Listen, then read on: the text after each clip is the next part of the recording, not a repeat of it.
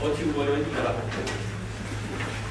頭先度講到咧配值票數同埋嗰個參選個限制啦。但我嘗試再去諗翻一個問題，就係話我一路以嚟咧，我哋認為咧符合普及同埋平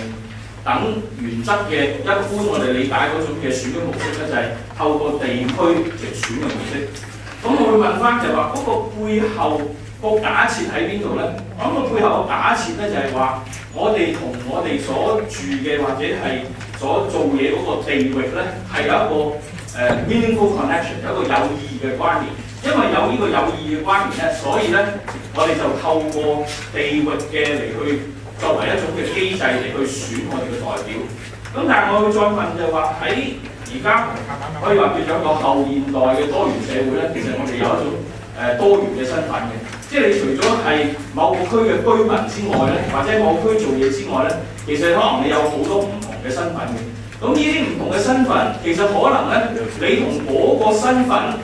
嘅關聯咧，可能比起你同嗰個地域你住嗰個地方嗰個關聯咧，可能係仲更加緊密或者更加強烈嘅。咁我就會諗就話，究竟我哋能唔能夠或者應唔應該用呢一種應用到呢種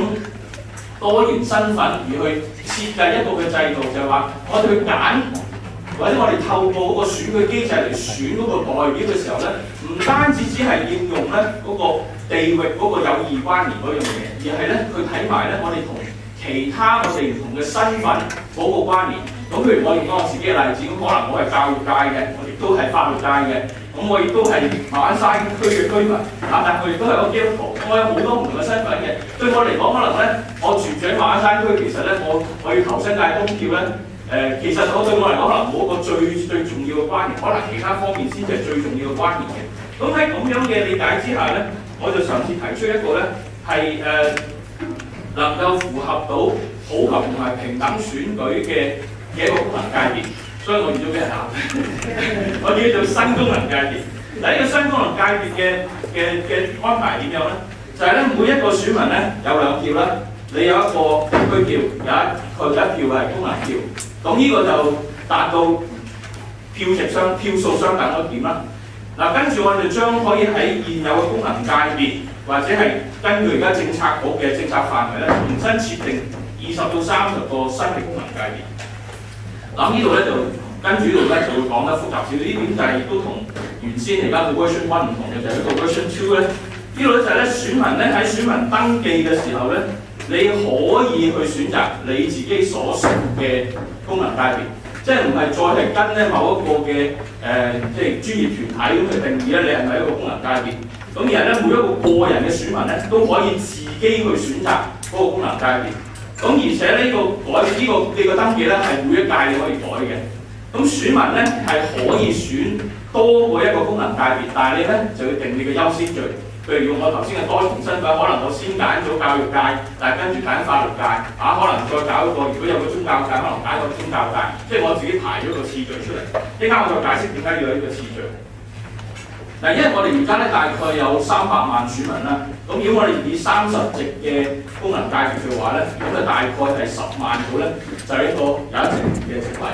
咁我哋咧可以將呢個10萬咧當為一個基數。咁如果選民係選擇登記喺某一個功能界別係達到呢個基數嘅話咧，咁就有1席。但係如果唔達呢個基數嘅話咧，咁咧嗰個功能界別咧喺嗰一屆裏邊咧就唔可以咧有代表喺立法會㗎啦。咁如果有選民咧，你嘅第一選擇咧係因為唔夠選民揀咧，你就唔能夠即係可以選到代表嘅話咧，咁我哋就根據佢嘅第2選擇。如果第2選擇又唔夠數嘅話咧，就跳落去第3選擇。總之佢一定會有一個嘅功能界別咧，俾到佢咧，佢就可以成為嗰個功能界別嘅代表。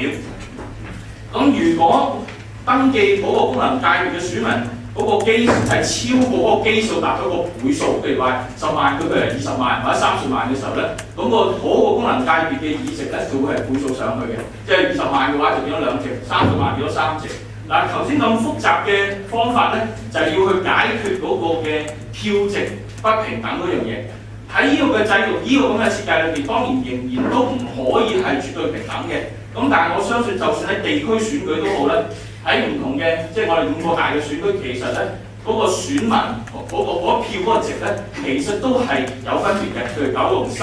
同可能新界東可能咧都有一個相差。咁呢個係有存在差異喺度，但係嗰個差異咧係唔會係一個好大嘅差異。咁而最後一點咧就係咧，每一個功能界別嗰個功能界別嘅選民，佢哋咧就可以咧係去提名啦，亦都可以參選，亦都可以投票。咁呢個安排咧就能夠解決咗頭先講第三點嗰個要求，就係一個嘅參選嗰度咧係完全咧係冇其他限制。咁我諗呢個嘅安排咧，即係我預計到咧就有相當多嘅唔同嘅意見批評喺度㗎啦。咁咧我就列咗即係起碼有15個批評㗎啦。不過我而家冇時間同你逐個細啦。咁咧我只係咧想講咧就係話提出呢個功能界別呢個所謂新功能界別嘅模式咧，無可否認我會承認就係一個妥協嚟。即係如果最理想嘅，我唔會設計一個咁樣嘅制度出嚟。即係如果係一個完全俾我可以係任我去設計嘅話咧，咁我一定會用呢個制度。但係就話喺而家嘅政治局限裏邊，呢一個能夠符合到普及平等選舉原則嘅一個嘅功能界別，係唔係有機會可以即係至少讓另一邊建制派佢哋會接受得到咧？嗱，當然啦，其實會唔會接受到另一方面都係其實機會都唔係好大啊。其實即係我純粹就係將佢拋出嚟，即係我嘗試去講，我哋 think out the box， 即係我哋跳出個箱去諗，我哋試一試從翻即係我過去好多人講嘅所有有關嘅普選嘅方案咧，其實都會仍然都係帶翻到一個嘅deadlock 嗰度，個困局嗰度。可能有啲嘅政黨佢哋搞嘅就係5區總辭用公投嘅方式嘗試去製造一種嘅政治壓力。我唔係反對，我同意嘅，即係我都一定會投票俾社民連同埋公民黨嚇。咁但係咧就話喺嗰個嘅走出嗰個 deadlock， 除咗用呢一種嘅方式之外，仲有冇其他另一種嘅方式咧？而呢種方式就係話透過至少係有一個嘅機會係讓兩邊嗱，如果從泛民嘅角度嚟講，政治係要妥協，妥協唔可以違反原則。原則係乜嘢？原則就係普及同平等選舉。普及平等選舉就係我頭先講嗰3點。咁我就睇下大家就話可唔可以即係俾多啲意見。我有 question 3就係話，可唔可以睇到裏邊有啲咩嘅地方係符合唔到普及同平等選舉嘅？咁可以喺度進一步去改。但係其他方面就話，作為一個政治上嘅一個嘅建議，係咪可以有機會係破到嗰個嘅 deadlock 咧？咁呢個係一個政治判斷啦。咁都係我即係作為一個學者，我即係拋出一個可能性。其實係唔係呢個方案會去被接受？其實對我嚟講唔係好重要嘅一件事。好多謝大家。